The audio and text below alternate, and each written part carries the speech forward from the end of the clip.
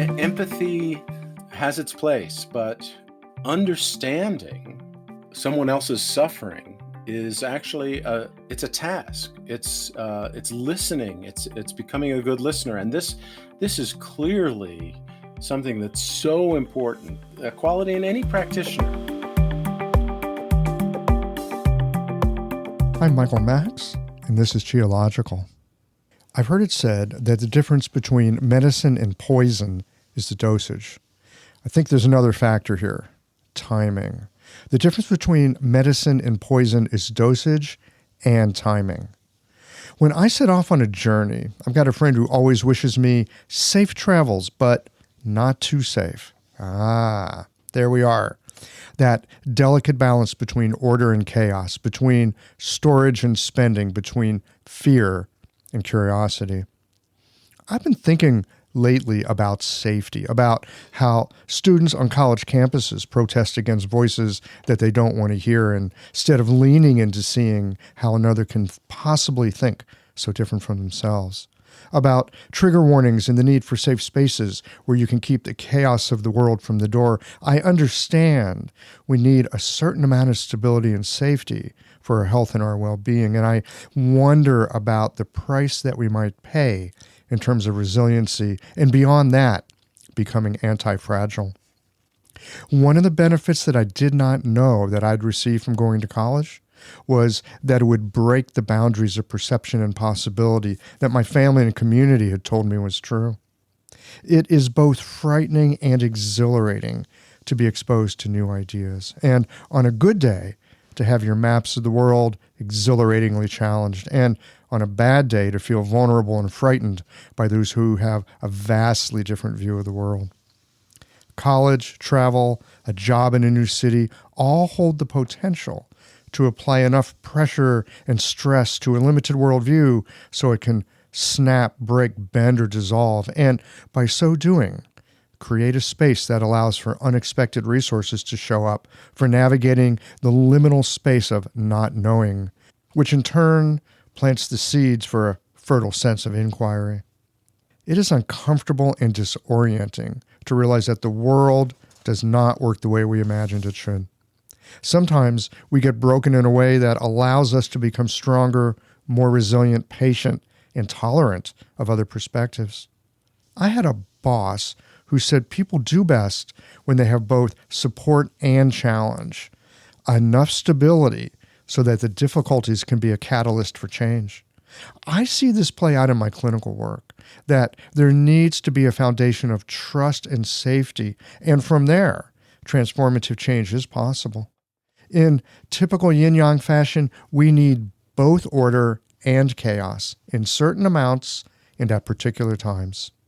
I don't have answers, but I do have questions about how it is that some people are weakened by the experience of trauma, challenge, and difficulty, while others use it as a kind of fuel for growth and transformation. Like a patient of mine, he's in his 70s now, and at this point doing quite well, but he grew up in abject poverty, and the burdens of that experience fired his will to make his life different. Safe, but not too safe. It does have a nice ring to it, but that edge of, this might not work, that moment when you take a leap of faith, when the demons of past experience are howling in your ears, what do you do then? Retreat with a story of safety, or step into the abyss of not knowing? Safe, but not too safe. Enough comfort and stability so there's a trustworthy foundation, along with enough novelty, difficulty, and trouble to fuel the creative fires of transformation. One of the things I love doing about the podcast is I get suggestions to talk with people I'd otherwise never have had the chance to meet. The guest of today's show, David Marks, is one of those people. He's been an acupuncturist since the 1970s and has had a career that also included filmmaking, documentary production, and writing, including his cut on the Tao Te Ching. His initial interest in acupuncture was more from the perspective of applied philosophy, which is an idea I suspect you might resonate with. We'll get into that conversation here in just a moment. These conversations come to you through the generous support of our sponsors and members. Blue Poppy, your new one-stop shop, has speedy shipping options on everything that you need for your clinic. It's Women's Health Month at Mayway Herbs. Check out their new website for learning resources on helping women with herbal medicine. Are you a creature of habit?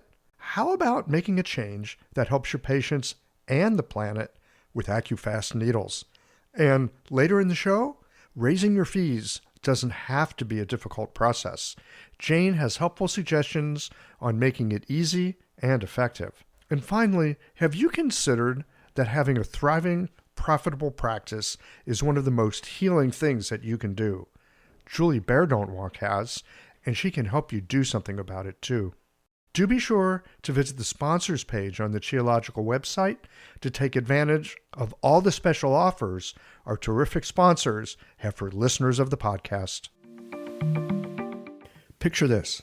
Your clinic is buzzing with patients, and then you realize that you're down to your last box of needles. No need for panic, because Blue Poppy, your one-stop shop for all your acupuncture needs, they ship orders received before 3 p.m. on the same day. With a quick visit to Blue Poppy's website, you can order premium needles, herbal formulas, and that special Dr. Bob's oil that your patients love. Blue Poppy understands practitioners can't keep patients waiting. That's why they strive to get you what you need when you need it. From high-quality Chinese herbs and formulations to acupuncture supplies and clinical essentials, Blue Poppy has served practitioners for nearly 40 years with products that meet the highest of standards. Discover everything Blue Poppy has to offer by visiting www.bluepoppy.com, and don't forget to subscribe to their mailing list for exclusive offers and more. Hi folks, I'm Yvonne Lau, president of Mayway Herbs. May is Women's Health Month, and as a women-owned and women-run business, we especially love how Chinese medicine can support wellness through every stage of a woman's life. So in this month's newsletter and podcast, we're covering topics like PMS, pregnancy, menopause, and osteoporosis. We'll share expert insights and effective treatment strategies you can put to good use in your clinic. Our Plumflower brand line includes herbal tea pills, tablets, extract granules, and organic herbs, all of which you can find on Mayway.com, and where you can also find articles, videos, and other resources to support your practice. Since 1969, Mayway has been a trusted source for high-quality herbal products. In these challenging times, please know that we remain committed to keeping our products accessible and affordable so you can take care of yourself and your patients. As always, thank you for supporting Real Chinese Medicine. Daily habits and routines feel comforting, familiar, easy, automatic. That's the power of repetition. You've worked out the kinks and can do it with your eyes closed. But what if you shook things up? What if you ditched the old routine and tried something new? Hi, I'm John Sten. I've practiced acupuncture for over 30 years, and together with my wife Kelly, we created the world's first eco-friendly acupuncture needle. The AccuFast earth-friendly needle system cuts your packaging waste by 60 to 90%, depending upon your needle type, speeds up your needling, gives you more control, and best of all, while you're healing patients, we plant a tree for every 2 boxes your clinic uses. Thousands of acupuncturists have already made the switch. In just the last year, they've helped plant over 16,000 trees. Since we started, that number has grown to over 50,000. So break the routine. Be the change. Visit AccuFastNeedles.com. Your patients and the planet will thank you. All right, friends, pour a cup of tea and let's get into this conversation on applied philosophy, receptive states of awareness, and how simple treatments can have profound effects.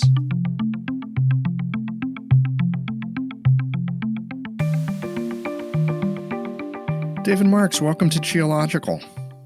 Thanks for having me, Michael. My pleasure.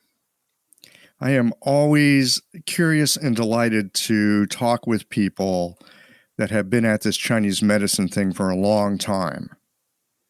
And you've been at it since the 70s, is that right? Yeah, I went off to England at a time where you really couldn't study traditional Chinese medicine in the U.S. It was 1972, and there were weekend courses for nurses, doctors, chiropractors, and believe it or not, people would take a weekend course and then start putting needles in people. Um, that was happening back. They do that now with dry needling. Yeah, I'm not surprised. And briefly, I was in my second year of undergraduate school and in New York studying philosophy when a housemate of mine, I lived in a fairly large house, went to England to get treatments with acupuncture for his Hodgkin's disease. And he came back not just raving about the treatments he got and how good he felt afterwards, but he had decided to go off and study at the school that the practitioner, Dr. Van Buren, had just started a few years before. So I left the State University of New York in Stony Brook and went off to London, where I was actually transferred to Empire State College, which was one of the first colleges without walls. And I may, it's of little historical value, but my acupuncture studies were umbrellaed by the State University of New York the first 2 years till I got my bachelor degree in Chinese studies. And then the third year, I completed my course in 1976 and then came back to California, where I practiced for about 20 years. Whatever got your attention in that way that you would leave school, travel across the pond, and go do something like acupuncture? I mean, what was the spark? I think that it's interesting. One has reasons in the moment, and one has reasons in retrospect. So I'll tell you both. Um, my reason Okay. in the moment was the country wasn't big enough for my ex-girlfriend and I had reason to start out fresh. I also had studied philosophy for a year. I had just taken philosophy courses at my university, and the second semester only Oriental philosophy, including a course in the Tao Te Ching, Chinese and Japanese Buddhism. And I was so fascinated that the ancient Chinese, and I actually took a course in the Rig Veda and the Indian philosophy and some Japanese philosophy. But here were philosophies that were at least 2,000 years old, examining and questioning the nature of human existence, which fascinated me. And when I found out, knowing that philosophy, you could get a philosophy degree, you could even have a doctor of philosophy, but you were either going to become a philosophy professor or work for a big corporation convincing people to buy their product Or wash dishes. or wash dishes. Exactly. And that's a good thing. Clean dishes are a wonderful thing. But what I found amazing was that there was this Chinese medicine, which was applied philosophy. And when we think about it, how many philosophies can we study and then go on to actually do work or have a profession that's grounded in that philosophy? Now, just as an aside, some might say, well, what about modern Western biomedicine? And I have thought about this and actually written on it quite a bit. It is one of the issues that I have with modern medicine is that it is still very much grounded in a philosophy of initially the Dark Ages, and secondarily in a philosophy of pragmatism and everything has to be seen and felt and touched, whether with eyes or a microscope. So again, to go back chronologically, just that this existed, which I had never heard of before, made me want to go off and study it. But I knew that it was a 3-year course. And I also, at the tender age of 20, I made a big decision because I was an expert at finding fault in things. I could go into any class, any situation, and my critical mind would have a good reason to leave, depart early, and felt that I knew it all. So I actually made a commitment to myself. I don't have any experience with that. I mean, I mean, we're joking Yeah. about it. I think there are developmental stages in life, and there's that developmental stage of very disgruntled, and let me show you why everything is wrong. Yes. I mean, I was a kid who quit Little League because it was no fun. And my father said to me, David, you're a quitter. And in a way, I was, but I just didn't Mhm. want to be in a place that wasn't enlightening or fun or where I felt I was growing. But in this situation, I actually said to myself, I can probably find fault with even Chinese medicine, and certainly find fault with a modern school that was in England in the English language. But I was going to commit to the 3 years and not allow my critical Mhm. mind to find anything wrong, to just absorb what I could, experience it, and get the degree. And that was very beneficial. Um, it actually allowed me to when my fellow students questioned what was going on and didn't understand what was going on and found fault in the process, I could just say, I think we should just experience this and gather what we can. And if we need to gather more afterwards, we will. And there were, as with many schools, students who left out for the first year for various Mhm. reasons, some justified. But I never had that question in my mind. So that was a really good experience at a fairly young age to complete that. You were just talking about the reasons in the moment and the reasons in retrospect, and it's curious to me how sometimes, and I've seen this in my own life, I'll open up to something and it's a hunch. It's really nothing more than a hunch. And yet I'll follow it. And there's this rational part of my mind that's got all this critical noise going on about this, that, and the other thing. But I just set it to the side. It's like, okay, that's fine. You're here, but let's just take it through a cycle. Whatever that cycle is, it could be months, it could be years. In your case, it was years. You take it through a cycle, and then you look at it again. Right? That critical mind is very helpful, but not all the time. Yes, and I felt that there were enough good things in advance about that I'd heard about this school and Dr. Van Buren in particular that I knew that it would take time to gather what I could there. And certainly in the Mhm. second and third year, the clinical experience was probably the most important part of my studies. Just observing initially, and then actually sometimes treating patients. But how he approached his patients, and not necessarily becoming a mirror image of what he did, thinking about what I might do and what he did, and it brings up an amazing quality and question about acupuncture. It is possible for two very good practitioners to give completely different treatments for the same condition and have good success.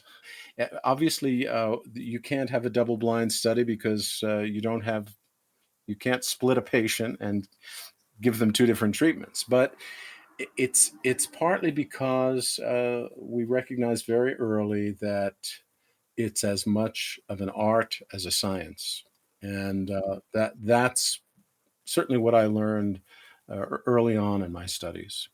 So you were there very, very early. Now, usually when I hear of people that have gone over to England early on, they went and studied at the Worsley School. I don't even know who Van Buren is. I did my studying here in the States, and I'm not familiar with the history over there in England.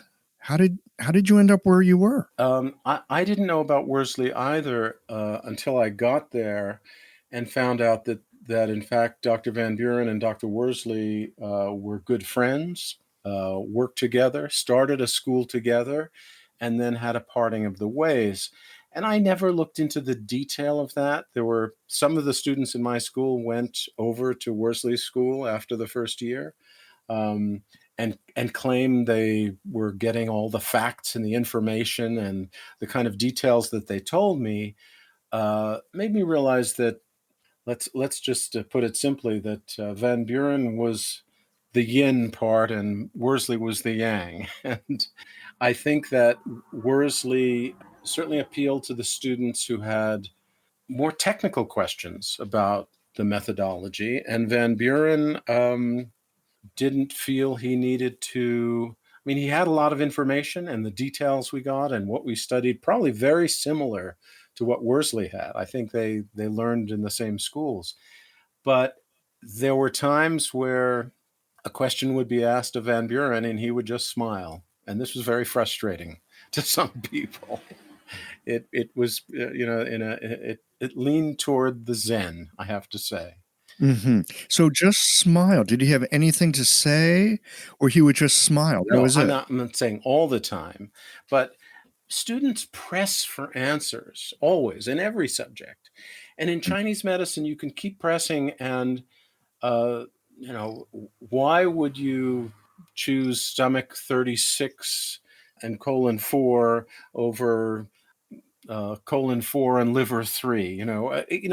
They would just, and they'd give a long list of symptoms in a patient, and there became a point where, I mean, he would explain the functions of points, but there came a point where he would just rely on his intuition. And if you didn't recognize that he was doing that, it seemed like he wasn't explaining something. But what I got out of that was that you take all the facts, you learn as much as you can, and you can keep learning. I mean, after at least 2,000 years of texts and practitioners of all sorts in different schools, you can keep learning Chinese medicine your whole life and only have a fraction of the information. But all I felt was that you gain as much of that information, you keep learning through experience as well. But at some point, you're always jumping off the cliff and spreading your wings and making an intuitive choice about needles, what you say, herbs. There is that function, and it's so unlike biomedicine.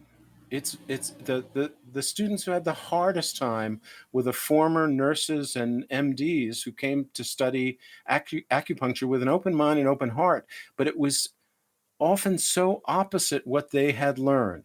They wanted to see how you did X and it created a Y, that you give a blood pressure medication and you could test the blood pressure and it went down. And if it didn't, you increased the dosage. I mean, that kind of linear thinking is not what traditional Chinese medicine is all about. Most of us are aware of that. I think young students sometimes have a hard time with that. The intuition piece, I think, is interesting, and for me, it's interesting because it's troublesome. I've got a very Western mind. I grew up in a culture that, even though I also looked into Chinese philosophy, I remember in high school I had this English class. I managed to somehow talk my way into one of these. Back in those days, they called it an honors English class, where you could get above an A. You could get 5 points instead of 4 if you aced it. And I got into that class, and I can't remember how I got interested in this, but Chinese philosophy caught my attention. I remember doing a paper on yin and yang. I don't know what I said in that paper. I just remember I only got 4 points instead of 5, and I was disappointed.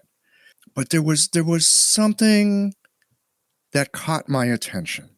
And partly, I think, because I didn't understand it, and it was so different than how my mind worked. I still struggle with that. There's a part of my mind that is very logical and sequential, which is why I spent 10 years in the computer industry. Actually, I'm still in the computer industry. I got a podcast. And that sequential mind works really well for that. And it's got its place in Chinese medicine. But yes, there is that intuitive piece. Now, when it comes to the intuitive piece, I've always got the question for myself, and maybe this is what you're talking about, that at some point you got to jump off the cliff and spread your wings, because I've got 20 plus years of doing that. But every time I jump off that cliff, it's like, here we are again. And I don't know. Doesn't mean I don't care. It just means there's a part of me that doesn't know. And yet I'm moving forward at the same time, trusting you spread your wings, you're going to catch a current. It's going to lead you somewhere. Question I've got about intuition is I often hear people talking about, well, I just work intuitively. And that rational mind of mine is going, are you engaging that portion of your mind that is useful? And, it's helpful to have cognitive models in certain places, and it's very helpful to let go of those cognitive models in certain places. So I often have the question, and this is a question I ask myself, what's the difference between intuition and like wishful thinking or hoping it's going to be a certain way?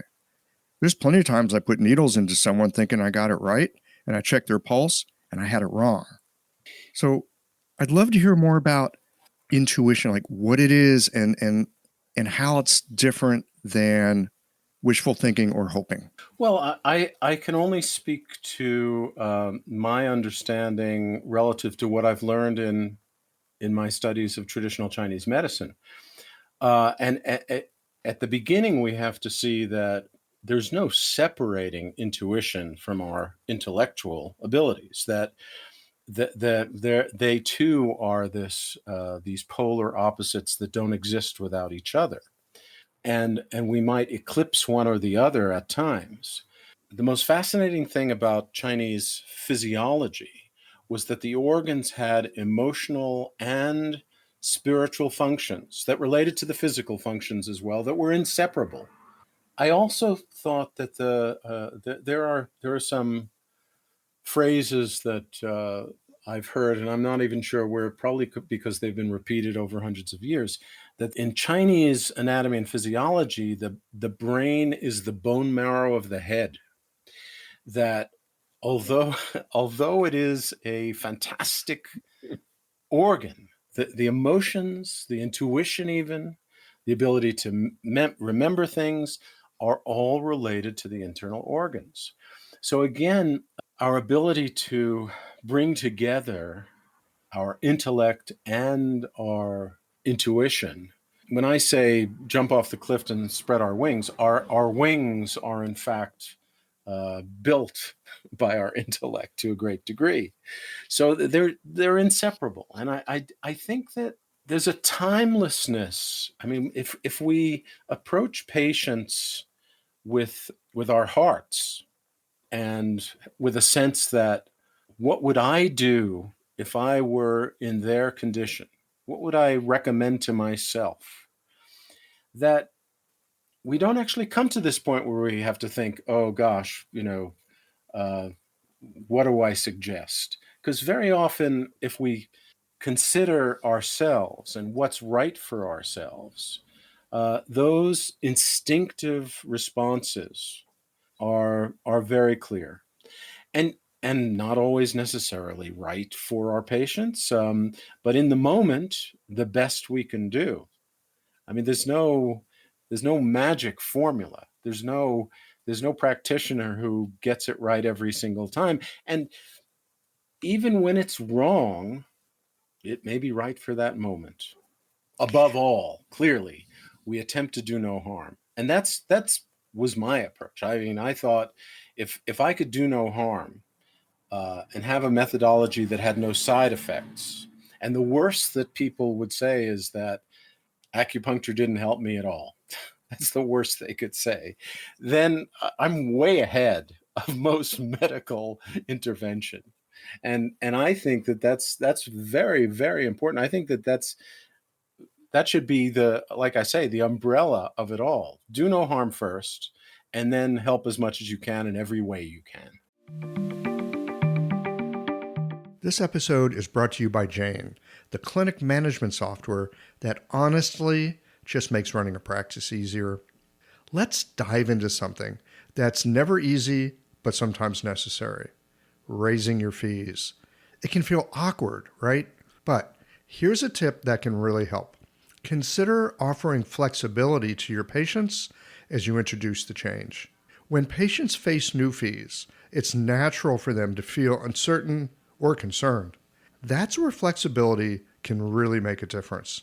Offering options like a phased increase, suggesting a payment plan, or even taking a moment to talk things through can help to ease the transition. These thoughtful gestures show your patients that you're listening and care about them, which strengthens the trust you've worked so hard to build. If you're looking for more ideas on how to navigate these kinds of changes, head to frontdesk.jane.app and check out the article, How to Tell Clients You're Raising Your Fees. One last thing, if you're ready to give Jane a try, you can use the code CHIOLOGICAL for a 1-month grace period on your new Jane account. When I hear you talk about it in this way, and I didn't quite get the words, I'm just going to paraphrase it back. It was something to the effect of, like, if I was them, what would I do? That to me sounds like a prescription for empathy. That to me sounds like you're using empathy to fuel intuition. I mean, in having this conversation, I'm now looking at empathy and intuition as having a connection that I had not seen before. That when you understand somebody from within the way that they understand themselves and can interact with them that way, then there's a connection that rides outside of our cognitive models and thinking, because we are working with that sense of, again, of empathy. Yeah, I think we can use empathy as one concept, but in a model that's more in line with traditional Chinese philosophy and even Lao Tzu. It's beyond empathy, it's identity. That art thou. It, is actually, empathy has its place, but understanding someone else's suffering is actually it's a task. It's listening. It's becoming a good listener, and this is clearly something that's so important. A quality in any practitioner. Even my 95-year-old mother, she loves a good doc. She knows how to find a good doctor. Why? Because they listen to her and they suggest to her what might help make her better. But the listening is an identification process that we all appreciate. And there have been treatises written for 2,000, 3,000 years in China about, I mean, the original shamanistic roots of traditional Chinese medicine were about these doctors of sorts who would actually take patients in and identify with them and then give them some substance. Sometimes the dust at a crossroads would be considered the cure for something. That's how connected they felt to the rest of nature and the world, that there were substances. Now later, and we're talking later meaning the Enlightenment of the Yellow Emperor's period, was where they said, oh, those shamans, they were messing about. We need to be more practical. And so this, in call it 600 BC, they were saying, yes, in the old times, everything was okay and you could take the dust off the road and heal yourself. But now we need more practical things and pragmatic. So times of Evidence-based dust. Yes, evidence-based dust, exactly. So, there's no comparing traditional Chinese medicine to modern biomedicine. I actually, my final paper for my undergraduate degree was a very short paper. I specialized in them, comparing traditional Chinese medicine to modern biomedicine. And my first sentence basically said, there is no comparison. There is no, they're doing different things. One is trying to create a central energy in society to keep people healthy by preventing disease, that the physician could walk up to somebody and suggest that they were not happy and make suggestions about changes in their life. At the center, at the core of society, at the nucleus. Whereas Western biomedicine was not just at the edge of society, they were at the bottom of the cliff of the edge of society, patching people up and sending them back in for more without any sense of changing their lives, just basically working on their symptoms so they go back in for more. I mean, we were all shocked and still are shocked that throughout this latest pandemic, where was it mentioned? Hey, you know what? If you eat better, if you have a calm life, if you help your own immune system, you're less likely to get it. And if you do get it, you're probably not going to get it as bad as somebody who's eating poorly and is stressed. Has anyone mentioned that? I'm sure there are people in our circles, but I haven't heard it in the public media. And the other thing in the public media I find really, it kind of makes me smile. And I'm so grateful that I have the background I do in Chinese medicine. You know, you hear about it and some people don't get sick at all, and other people, it kills them. And people are scratching their heads and going, well, how could it be like this?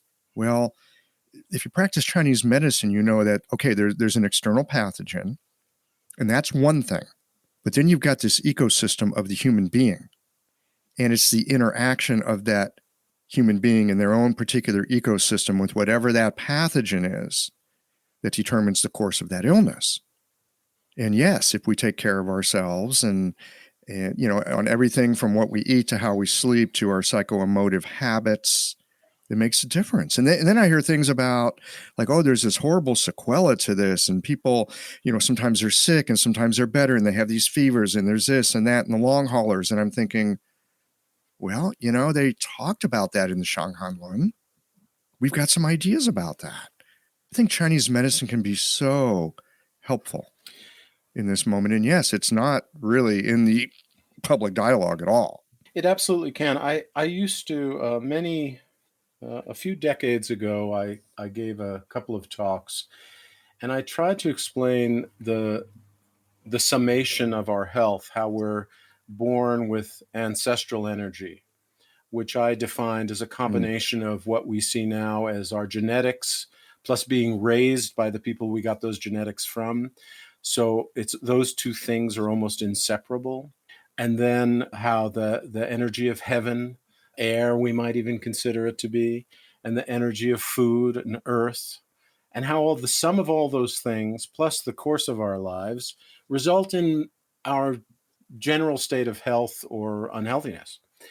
But I also said, okay, imagine three people at a bus stop in the rain, and the bus goes by and drives through the puddle, and all three get soaked. One doesn't seem to be affected at all, dries off and is fine. The other gets a cold, and the third one gets pneumonia and dies. Well, this to some degree tells us that, okay, this particular experience can have different levels of effect depending on who you are and what you are. I said, but then there's also the bus that might skid and hit the bus stop and hit all three, and it doesn't matter who you were and what you were. There are things out there that are very powerful, that these subtle things that affect who we are may not be able to defend us. So it's not that we're preaching some type of rigid way that we have to be in order to avoid death even or remain healthy. But the Chinese certainly have some good ideas about how those things combine to generate maximum potential for healthiness. The bus stop and the bus is a great metaphor. You know, I listen to it and I go, yep, that explains it really well. I appreciate that. Thank you. I'm going to borrow that because so often my patients ask me these kinds of questions. And often we have to answer with some kind of a metaphorical story. We have to, because you can't, I mean, we could talk about it in Chinese medicine terms, but if you talk about Zheng Qi, Wei Qi, Ying Qi, people are lost. That's never any good. And patients don't come to us to learn Chinese medicine. They come to us to feel better. So sometimes like a really simple, helpful analogy like this goes a long, long way. What I learned, and I learned a lot about myself in my practice and patients and how patients suffer. One of the most fascinating things that happened to me in reading the history of Chinese medicine and the importance of how the practitioner relates to the patient and gives them some positive creative energy. I read the biography of Mesmer. We get the word mesmerized, and he's considered the father of modern hypnosis. But Mesmer was of the school of philosophers, along with Leibniz and Spinoza, in the 17th and beginning of the 18th century, who posited a universal fluid that went through everything. And he would tell his patients, as he was actually putting them helping them get into a trance, that they were contacting the universal fluid and it was flowing through their system and ridding them of their pains and ills. So when the modern school of hypnosis came along at the end of the 1700s, Mesmer had died, I believe, 1730 or something like that. His techniques were picked up. They basically threw the baby out and kept the bathwater, is the way I see it. That hypnosis has never been really understood or seemed to be that effective. But I was so fascinated, and I've been practicing for 10 years or so already. I found out that every psychologist in California has to take 2 weekends of hypnosis training. And I audited the class that psychotherapists have to take. And I had a wonderful teacher who started out by saying, what's been recognized, and this would have been the 1980s, what's been recognized in hypnosis in only the last few years back then was that deep trance, putting somebody into a deep trance, for example, and suggesting that they don't smoke cigarettes anymore, was not as effective as teaching them self-hypnosis and having them be in their own self-imposed light trance and suggesting to themselves that cigarette smoking is not so good anymore. So he basically started out by saying the things we tell ourselves are so much more powerful than the things that other people tell us. Absolutely. Absolutely. That little bit of knowledge changed my practice. Everyone who walked in the door in one way or another, I encouraged them to start doing some form of positive visualization. Now, you can't tell the farmer who's just come in, with back pain because he lifted a 100-pound tire that he needs to start doing positive visualization or meditation or self-hypnosis. But you can tell him as he's resting, which implies that he will be resting, that he should imagine how it felt when his back didn't hurt. Everybody gets that. You have to learn to the language of each patient is individual. You might be able to say to somebody, "Do you meditate?" "Oh, well, great. You meditate." In your meditation, visualize as much as possible what it felt like when your knee didn't hurt. And you don't need to do anything more than that. And even if you do that 20 seconds morning and evening, the rest of the day, you can trust that your unconscious mind will turn the switches towards that positive effect. This is not esoteric. There have been studies in biomedicine. I think it was at the University of Texas in the 1970s. Many of us heard about the cancer patients who were given visual therapy to have some type of gobbling mechanism within their bloodstream that gobbled up cancer cells. And the dramatic improvement of those over the control group who didn't do the positive visualization proved to the researchers that thinking that your body is helping itself is a very important part of getting healthy. I extended that to the language of suffering. A patient comes in and says, I have my headache, possessing it. Now you can't just say, don't say my headache. Depending on the personality, you have to gently guide them away.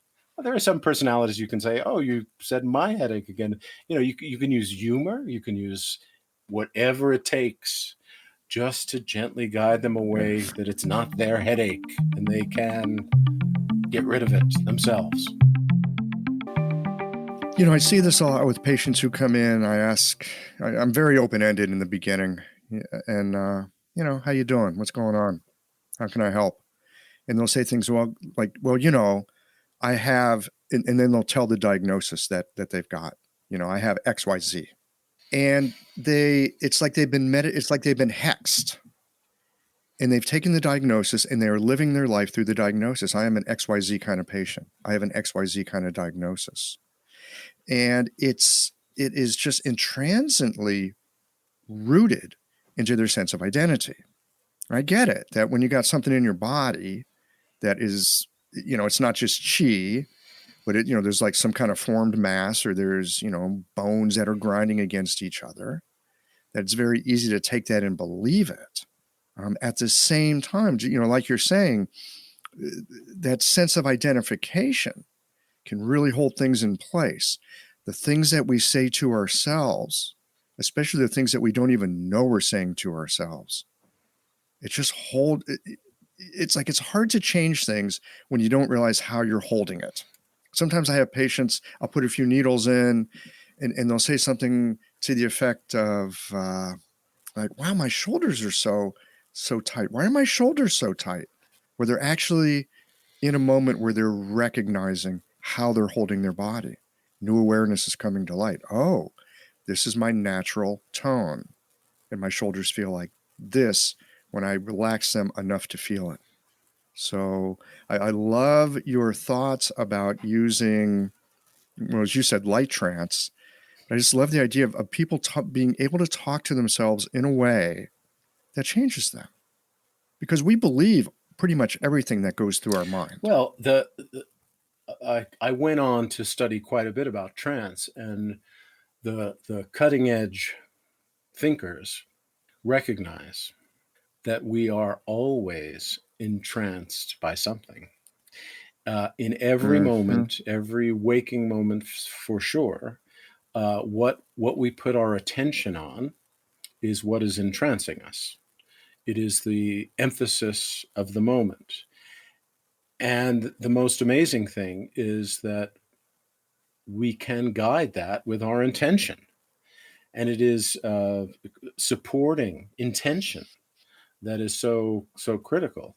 I want to go back though, because you stirred a thought about the moment a patient comes in, and I certainly always keep in mind that there are no two people the same, and that everybody's different. But there's a polarity where I recognized very quickly the patients who were stuck and very much accepted. They called their condition by a name that they said they possessed, or they were on a track, not just a single symptom, but a whole sense of their life being on a track they couldn't get off. And those who are completely willing to change anything. And there are two different approaches. Once you have a patient who comes in and is open-hearted and open-minded to what you're going to do, whether with acupuncture or dietary suggestions or life suggestions, those are the real challenges. Those are the tougher ones, in that we really want to look deep into what we know that can actually catalyze change in them. And I think those are the hard ones when we can't. I remember one patient. I'm going to go back a little bit here. When I started to practice in rural Northern California, there was an old Chinese doctor, Dr. Tuan, who somehow had gotten to a small town near where I lived, and he was practicing acupuncture. And I, in a collegial manner, a young graduate student, I went up to him and I said, "Do you mind if I watch what you do?" And Dr. Tuan was from the modern Hong Kong school. Modern, probably he learned in the 1920s or 30s, and very symptomatic. We would have debates. He actually did a lot of stimulation. He used electricity on the needles. And I said, Mm. he asked me if I used electricity. I said, no, I don't. I use moxa sometimes. And I said, the Yellow Emperor didn't encourage using electricity on the needles. He said, if Yellow Emperor alive today, he use electricity. So we had those kind of talks. He also taught me how to make tofu perfectly. But he had a treatment that I never saw in the clinic in England for back problems, where he would start with bladder 67 and probably do at least 12 to 16 bladder points all the way up the back and over the top of the head. That was very effective. And I didn't quite get that radical because I like to use less needles. But I used a similar Mhm. treatment along with Huatou points, balancing the right and left along the vertebrae.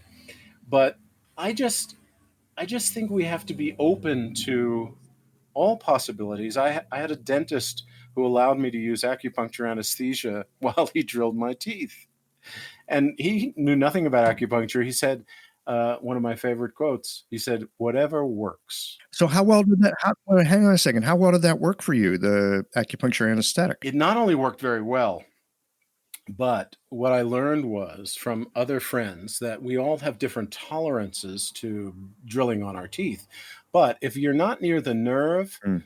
the trauma of having a shot and being numb for a number of hours is sometimes greater than the actual minimal pain of drilling quickly. And now with high-speed drills, if it's not near the nerve, I would suggest anyone who has a flexible dentist to try it, knowing that if it does hurt, you can say, "Give me some Novocaine," But I rarely, I just press now on. There's actually the anesthesia point is at the apex next to large intestine 4. It's not large intestine 4 itself. It's right at the apex. That's at least what the modern Chinese use as a anesthesia point for the jaw. That's lingual. That's like the alternative. Yeah. So the Dong style Yeah. acupuncture Yeah. But uses that a I lot. just use Yeah. acupressure there now. And that's not to say if it isn't close to the Mhm. nerve that I don't occasionally have Novocaine. Fortunately, I don't have that many cavities anymore. But I'd like to just tell this story of a wonderful patient, very sweet, kind woman who was a manager of a hotel, small hotel nearby my practice. She'd been referred to me. And she had back pains, pretty severe lower back pain, and sometimes higher up.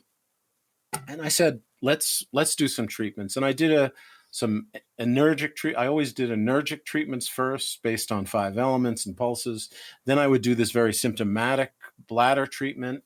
And then if there wasn't any more result, it varied. But the third treatment for somebody who had intractable pain, I would just do 3 treatments and say, wait a second, something's not right if you're not feeling a little bit better, or it didn't go away and didn't come back. And Mhm. I'd like you to go check and see what's going on. And it turned out that she had cancer with a number of tumors along her spine. And it just, I'm glad that I didn't treat her for months and months, that I recognized that the intractable pain was something that the acupuncture wasn't affecting. And that was a good thing that she went, and she did get treatment. I don't know what happened to her over long term, but these things happen when somebody has the right attitude, somebody's open to traditional Chinese medicine and would like it to work, and then it doesn't. that's very frustrating. Having a thriving, profitable practice is one of the most healing things you can do as a healthcare practitioner because a robust business is the ultimate expression of vital chi.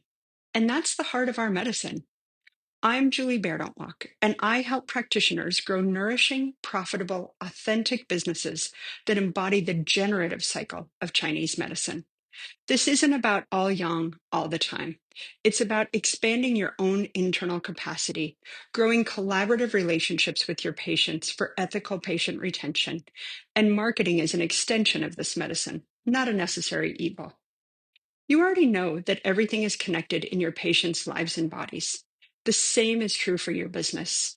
When we align your systems, your schedule, your pricing, and your offerings with you, we create flow, which means more spaciousness, more impact, and more joy. When you are in the flow, fully resourced in terms of chi, time, and money, your business becomes a source of healing, not just for your patients, but for you. Let's grow something rooted, radiant, and real. Visit lifeflowconsulting.com to learn more. Well, and sometimes it's because there is something else that's going on. And then you want to look and see, is there something else going on? Yeah. Right. In fact, sometimes I wonder about, because we do have this idea that as practitioners, our job is to kind of clear the road for people.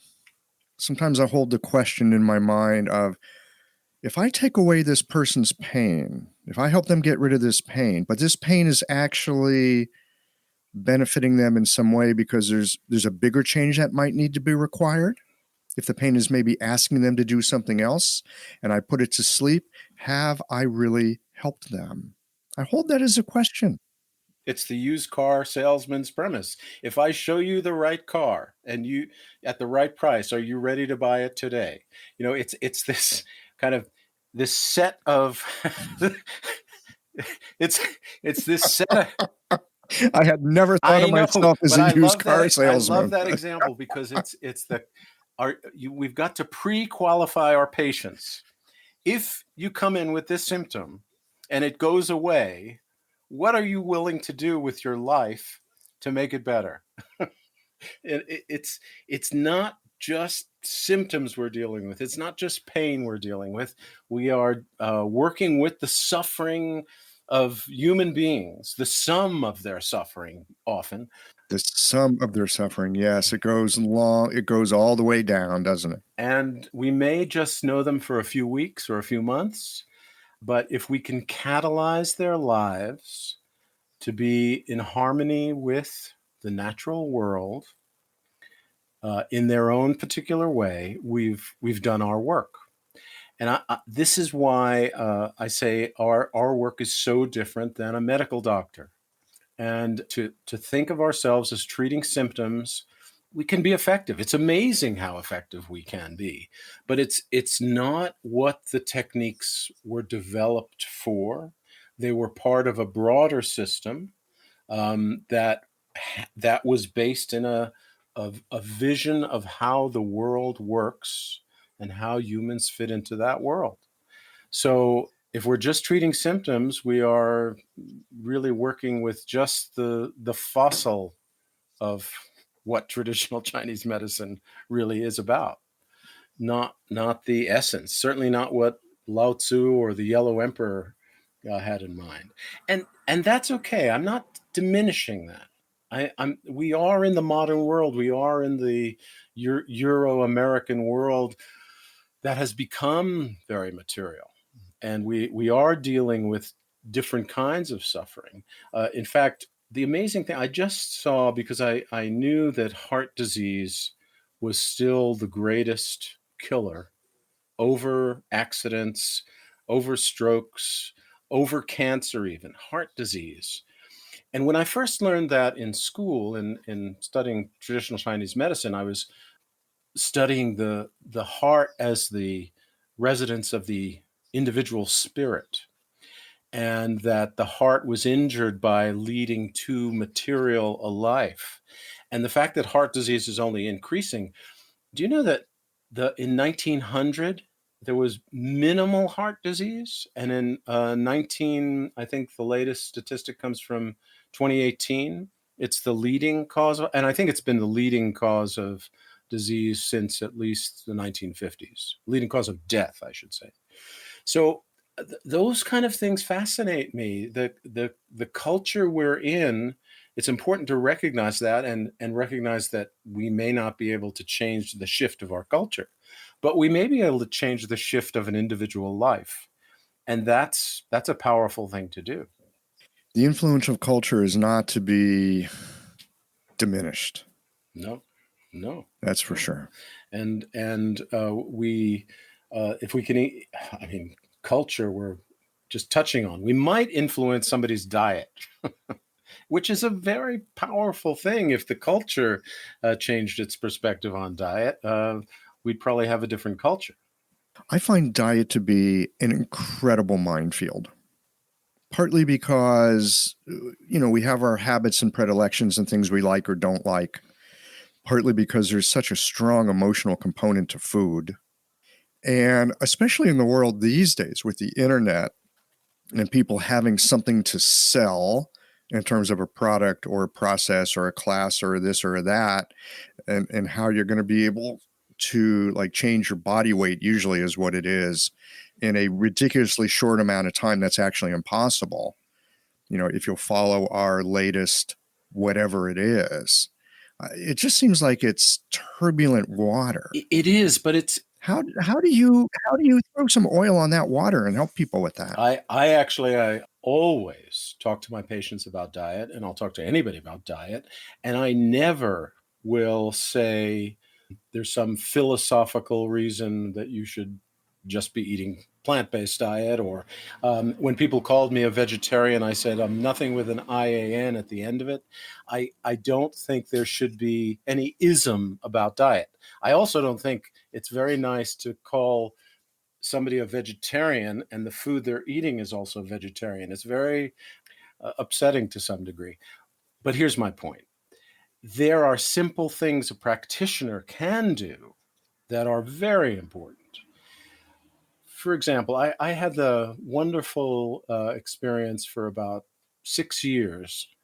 The doctor who actually delivered my two daughters was also treating many women in the community, and delivering babies and treating them afterwards and referring quite a few patients to me. And, a woman would come to me with clear hormonal imbalance issues that were treatable with needles to a great degree. But I asked them what they ate, and they were eating meat and chicken that was clearly laced with hormones. And I said, if I were you and I had a hormonal problem, I wouldn't be putting other hormones in my system, or an unknown amount of hormones of different kinds in the food I eat. So you might want to just experiment and reduce that. Not that it's this cause. And we know that this is an important line for us. What we do is not necessarily changing things that are the cause of things, but they may help the cure. So not that your hormonal imbalance is necessarily because you eat red meat laced with hormones, but if you do have a hormonal issue, it's important not to eat it. So I also, people say, do you think it's important to eat organic? And I say, well, I do know that animals store toxins from the environment and hormones in their fats. So, you know what? If you want to just put your foot in the water with organic, make sure your dairy products, especially your butter and your cheese and anything that's high fat, are organic. And you're probably lessening the toxins that are going into your body. But I won't say, oh, yes, always eat organic. It's the only way to go.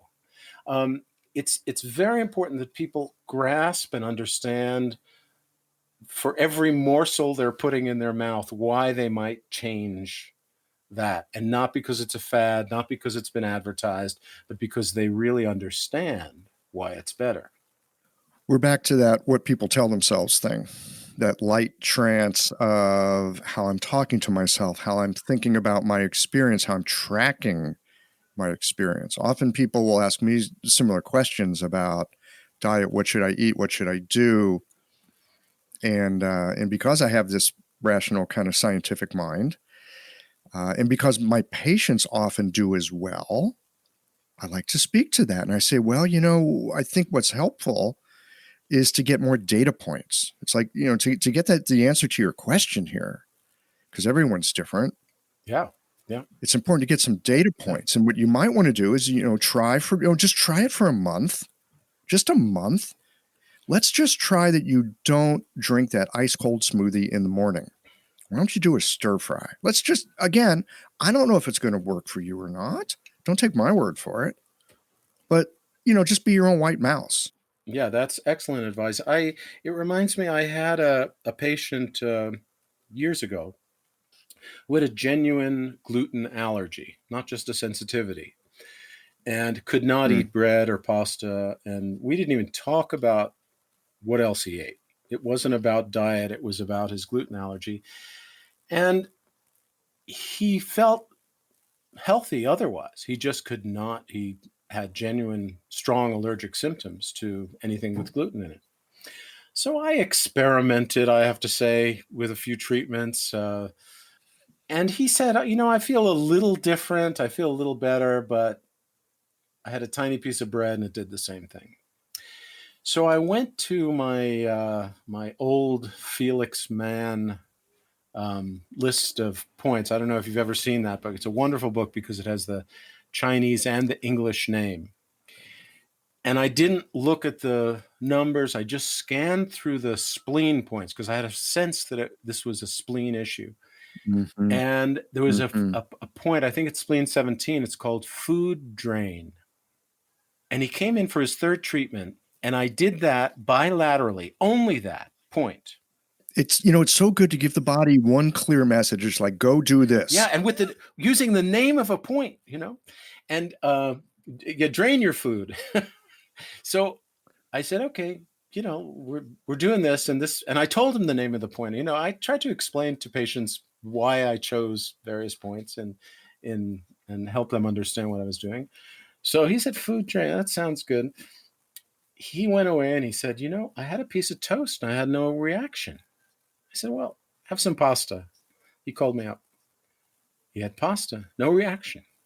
And he never had a treatment again. I always see him on the street because it's a small town, and he smiles at me and still no problems.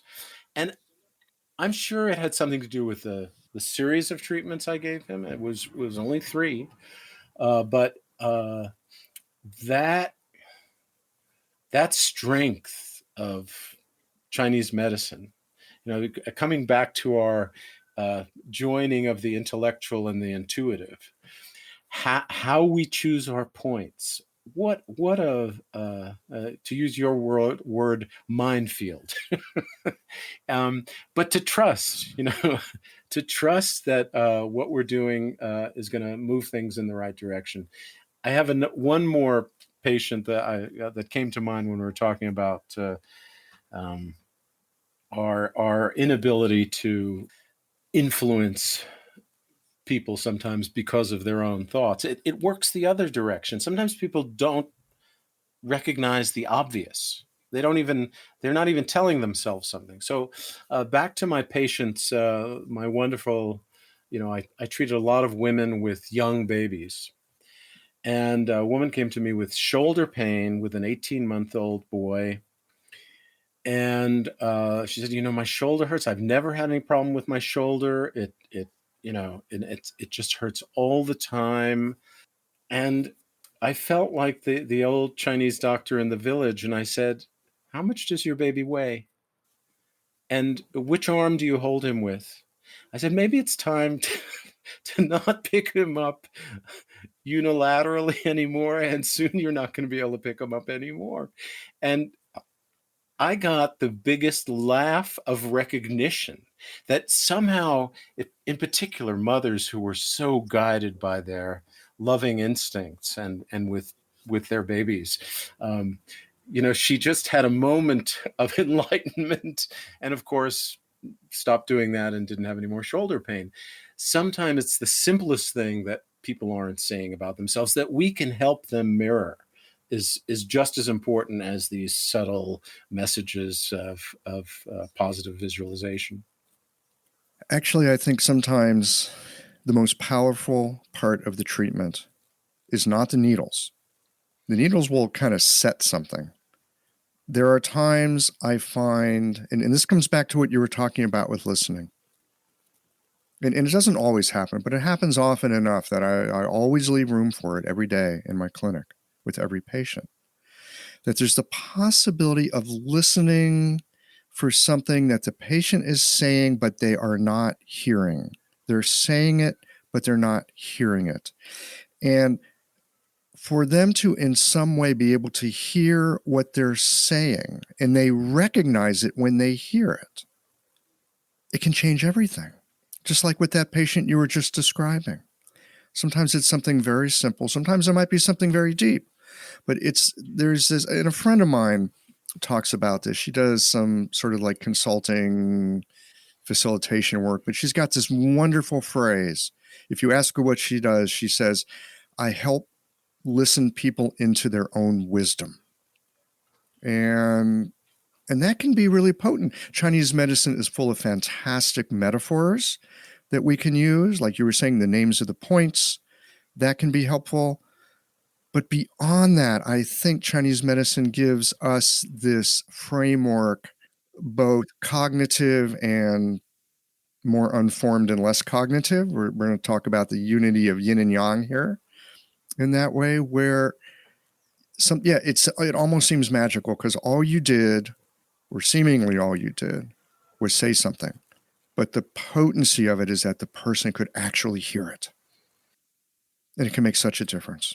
I would slightly amend something you said, that I actually began to feel that while the patient had the needles in, there was a certain connection and receptiveness that words had a more powerful effect during those moments. I mean, I was fortunate enough and casual enough that my patients would come in and I had a fairly long initial interview with them and a first treatment where I sat with them, and whether the needle stayed in 20 minutes or 40 minutes, depending on my feeling about it, I sat with them.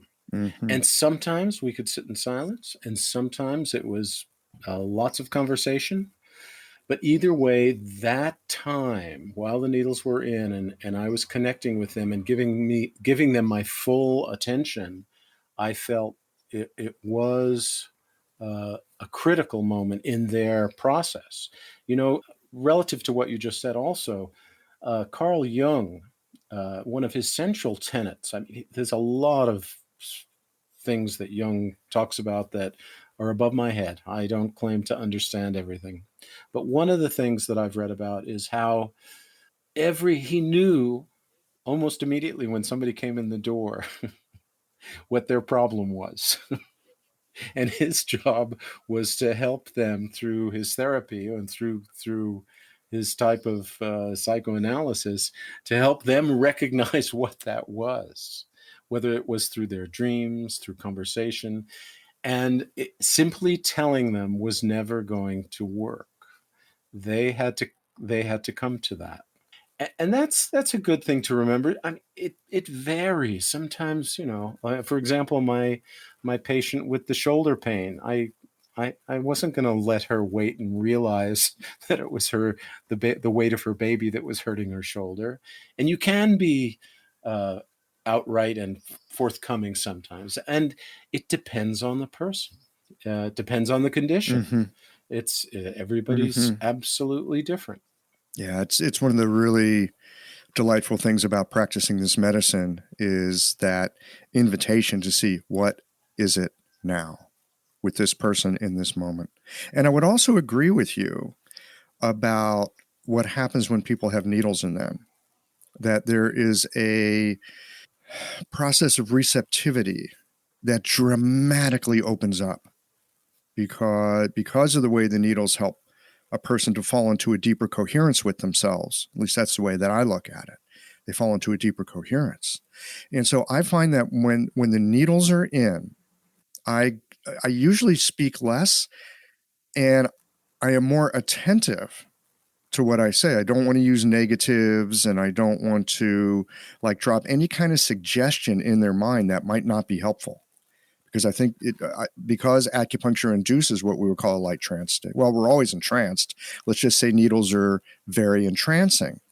And I think as a practitioner, we need to be especially careful and attentive with our language when those needles are in. Absolutely. Our words have a deeper resonance. Absolutely. And it reminds me, there used to be debate about whether acupuncture worked. And one of the things that was said is that it works on animals, and they don't necessarily have to believe in it in order for it to work. Well, I recommend to all acupuncturists at least at one time to treat a cat or a dog or a horse, which I've treated all of them, and notice what happens to them. Notice the trance-like state they go into. Not all the time. I mean, there are some cats who want to get away as quickly as possible, but for the most part, the dog horses I've treated go into this relaxed state, and it's not because of a sense of danger that something's been plunged into them. It's they actually respond to the energy. They really do. When I was in acupuncture school, I had this cat that was getting up in years, and her hips didn't work quite as well. She'd have trouble on the stairs. And I think it was probably in my second year of acupuncture school. And I thought, I'm going to treat the cat, right? Let's see how this works. Lovely cat. She would sit next to you, but she would rarely sit on your lap. She might sit on your lap for 15 seconds. So I managed to get the cat on my lap. I got a couple needles in. The cat hung on my lap for 20 minutes. I'm like, whose cat is this? Yeah. So yeah, that's a great experiment to do. That cat taught me a lot about acupuncture. Yeah. I had an arthritic older horse that not only remained still while the needles were in on the ground, lying on the ground, but basically hopped up and thought she was a young filly and ran away after the treatment. Yeah, it's my cat could scamper up and down the stairs for a few weeks after a treatment. It was quite remarkable. Yeah. Quite remarkable. Well, I've got a lot more I'd love to talk with you about. Just, a little foreshadowing. There's a book that you did, and I like to talk about that. And I know that you have done a lot of other things in your life besides acupuncture. And I'd love to talk about that, but we're out of time for today. So I'm wondering if you might come back and join me for a part 2. Anytime. I'm happy. It's great to speak with you and share our ideas, and let me know when I can join you again. Great. We'll do that when we get off the line here. Is there anything else that's sort of top of mind at the moment that you'd like to share with the listeners before we wind it down for today? I do think that for those students and practitioners who haven't read philosophy, whether Chinese philosophy or other philosophy, to stimulate that part of their mind, whether they apply it directly to their practice or their own lives, examining one's life in the context of human existence is a very good thing in the profession we are in. And I started with Lao Tzu, and that's why I came back to it, and recently did my own interpretation. But I've also read, I can highly recommend, if you just want to get one book, Aldous Huxley's The Perennial Philosophy. That's a book you can just keep next to your bed and read 3 pages here and there. Highly recommended. I do think that there's this urge to learn more about the technical side of acupuncture and Chinese medicine, but even if we feel that we're very pragmatic in our practice, to keep our roots in philosophy, I think is a stabilizing effect, which in the end is going to help one's practice and how one feels about one's patients. Wonderful. Well, David, thank you so much for this conversation today, and I look forward to our next one. I didn't even get a chance to dig into David's work with the Tao Te Ching. Sometimes these conversations just take their own watercourse way. But not to worry, we'll have a part 2 with David over on the Chia Logician side of the house in a month or so. If you find Qiological to be helpful, please do share it with a friend. Well, here we are at the end of this episode. If you've listened up to this point, you're either a rabid fan of Qiological or the forward button on your podcast player stopped working. If you are indeed a fan of the podcast, you can help us to bring new episodes to our community of practitioners by supporting us with a membership or a one-time contribution. Details, of course, are on the website. That's it for today, friends. Join us again next Tuesday for another thoughtful episode of Qiological.